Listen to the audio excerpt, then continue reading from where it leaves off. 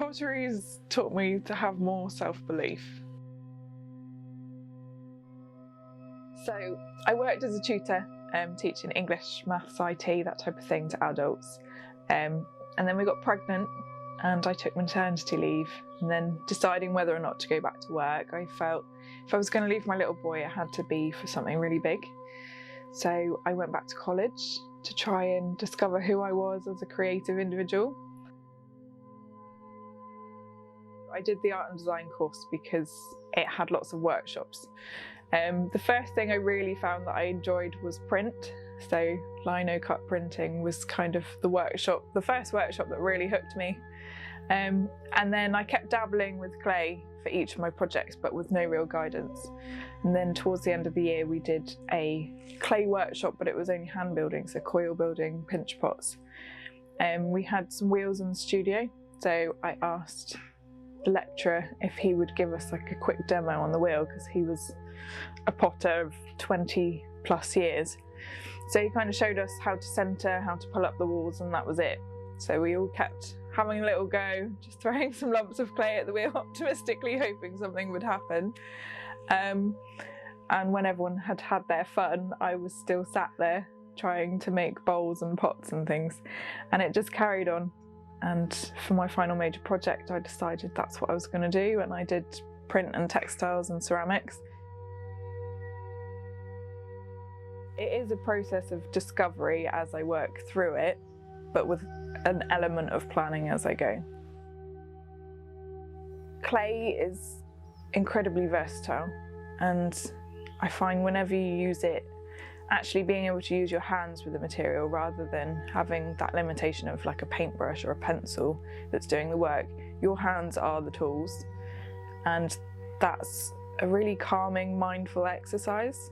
It just gives you a chance to kind of slow down a little bit and breathe and just enjoy what you're doing in the moment. And that's what I think always gets me about clay. And then there's the whole glazing process. If you're not gonna, you have to know what you're doing or buy shop bought, which can be very limiting. So at the moment I'm only working with a colour palette of sort of 4 glazes, and then I have some underglazes I can use as well. So the limitations of that has been quite useful, just to develop my practice and discover what it is I want to make, instead of having like, I don't know, 50 colours that I can choose from. So that's been quite nice. I'm nowhere near mastering it, and I don't think I ever will, but at the same time I'm constantly getting better, and I can see that, and it's really, really gratifying.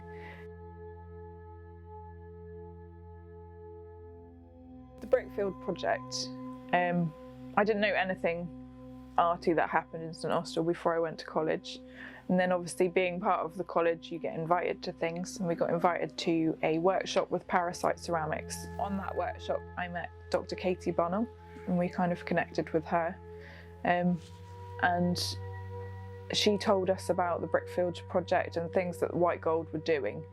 So myself and my friend Holly, who I went to college with, we both went along to one of the field trips, and I went to a workshop for Brickfield as well, just to see what it was all about, and really, really enjoyed it. It was just great to be out in the landscapes and meeting people, and we talked about plants, and we talked about clay, and we talked about the heritage.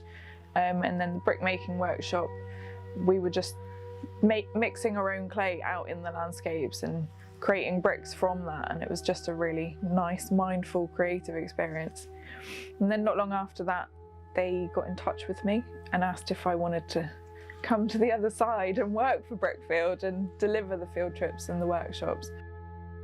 Brickfield is probably one of the biggest highlights, is actually being a valued and working artist, and all the people I've met have been a huge highlight. Like, I just didn't realise how many people were creative in this community, let alone how many people were creative with clay and how talented they were. So yeah, that's how I came to do pottery.